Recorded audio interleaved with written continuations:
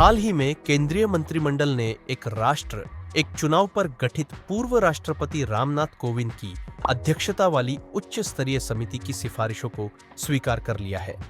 इस वीडियो के माध्यम से हम समझेंगे कि क्या भारत में एक साथ चुनाव हो सकते हैं और क्या होंगे इसके फायदे और नुकसान।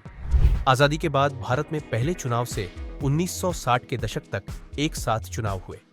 हालांकि बाद में राजनीतिक अस्थिरता के कारण लोकसभा और विधानसभाओं के चुनाव में फेरबदल हुआ।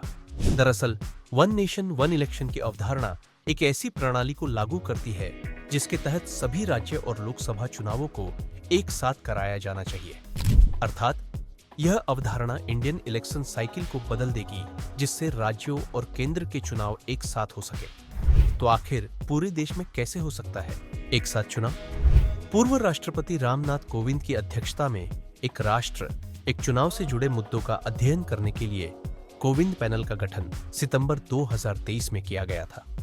इसने मार्च 2024 में अपनी रिपोर्ट सौंपी थी। कोविंद पैनल ने 2 चरणों में संविधान में संशोधन करके एक साथ चुनाव कराने का प्रस्ताव दिया है। पहले चरण में लोकसभा और राज्य विधानसभाओं के साथ एक साथ चुनाव शामिल होंगे, जबकि दूसरे चरण में नगर पालिकाओं और पंचायतों के चुनाव शामिल होंगे। इसके लिए कम से कम आधे राज्यों से अनुमोदन की आवश्यकता है।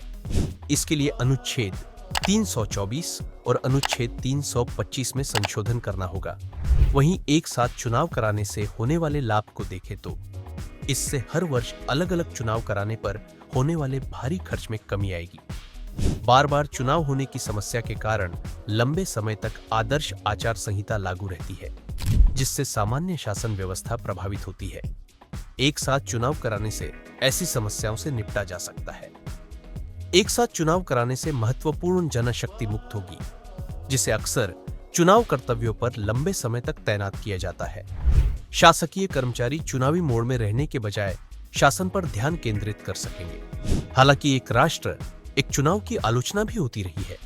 जैसे आलोचकों का तर्क है कि एक साथ चुनाव कराने से राज्य स्तरीय चिंताएं खत्म हो सकती है, जबकि राष्ट्रीय मुद्दे चर्चा में हावी हो सकते हैं। कुछ लोगों को यह भी डर है कि इससे सत्ता का केंद्रीकरण हो सकता है, जिससे राष्ट्रीय स्तर पर सत्तारूढ़ पार्टी को राज्य की राजनीति में अधिक लाभ मिल सकता है। इसके अलावा 90 करोड़ से अधिक वोटर्स वाले देश में एक साथ चुनाव आयोजित करना एक बहुत चुनौतीपूर्ण काम होगा। इसके लिए काफी मात्रा में ईवीएम, सुरक्षाकर्मी तथा अन्य कर्मचारियों की आवश्यकता होगी। आज का प्रश्न: एक राष्ट्र एक चुनाव के संदर्भ में निम्नलिखित कथनों पर विचार करें। 1. यह राज्य विधानसभाओं और लोकसभा के लिए एक साथ चुनाव रखने के विचार को संदर्भित करता है। 2. यह सरकार की जवाबदेही बढ़ाने में मदद करेगा। 3. एक साथ चुनावों के लिए भारतीय संविधान के अनुच्छेद 314 में संशोधन की आवश्यकता होगी। ऊपर दिए गए कौन से कथन सही है? ए केवल एक, बी केवल एक और 3, सी केवल एक और 2, डी उपर्युक्त सभी। अपना उत्तर कमेंट बॉक्स में दें।